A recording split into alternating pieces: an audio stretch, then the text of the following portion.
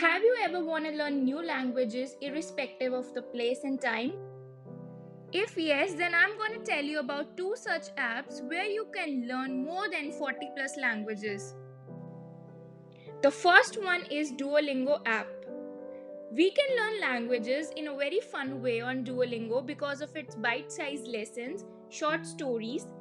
We can learn languages for free on this app.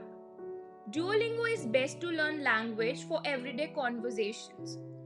We can set our daily learning goal on Duolingo. This app sends us notifications and reminders to maintain our learning progress every day. Duolingo has leaderboards wherein we compete with other duos.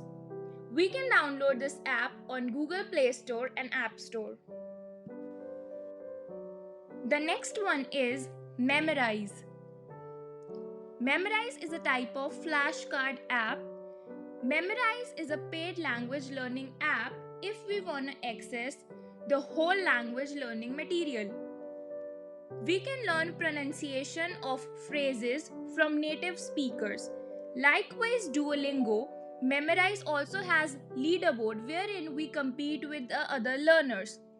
Memrise has customized grammar lessons.